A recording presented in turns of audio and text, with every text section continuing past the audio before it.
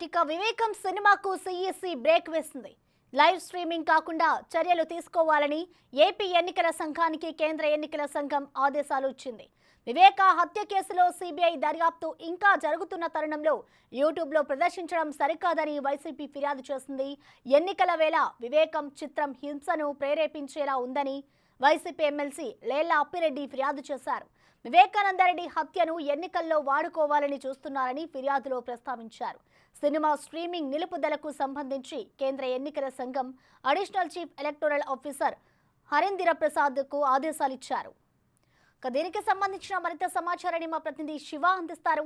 శివ, చెప్పండి, వివేకం సినిమా యూట్యూబ్లో ప్రదర్శించొద్దు అంటూ కూడా ఇటు వైసీపీ నేతలైతే ఫిర్యాదు చేస్తున్న పరిస్థితి నెలకొంది. డీటెయిల్స్ ఏంటి శివ?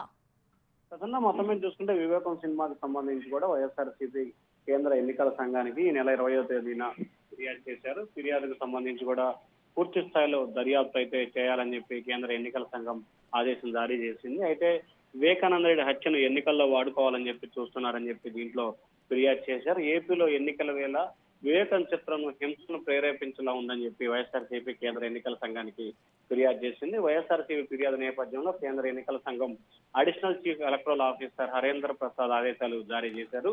వివేకం చిత్రం లైవ్ స్ట్రీమింగ్ కాకుండా చర్యలు తీసుకోవాలని చెప్పి స్టేట్ ఎలక్షన్ కమిషనర్ కి సంబంధించి కూడా కేంద్ర ఎన్నికల సంఘం ఆదేశాలు అయితే జారీ చేసింది. అయితే వివేక హత్య కేసులో సిబిఐ దర్యాప్తు ఇంకా జరుగుతున్న సమయంలో కూడా యూట్యూబ్ లో ప్రదర్శించడం, లైవ్ స్ట్రీమింగ్ అటు సరికాదనేది కూడా వైఎస్ఆర్సీపీ ఆ ఫిర్యాదులు అయితే పేర్కొంది. దీనికి సంబంధించి కూడా లోతుగా సమగ్రమైన దర్యాప్తు జరిపి ఎక్కడా కూడా ఈ కేసుకు సంబంధించి కూడా ఏదైతే వివేకం సినిమాకి సంబంధించి ఎక్కడా కూడా లైవ్ స్ట్రీమింగ్ కానీ లేకపోతే మిగిలిన అంశాలు లేకుండా చూడాలని చెప్పి కేంద్ర ఎన్నికల సంఘం అయితే రాష్ట్ర ఎన్నికల సంఘాన్ని ఆదేశాలు జారీ చేసింది. ప్రసన్న.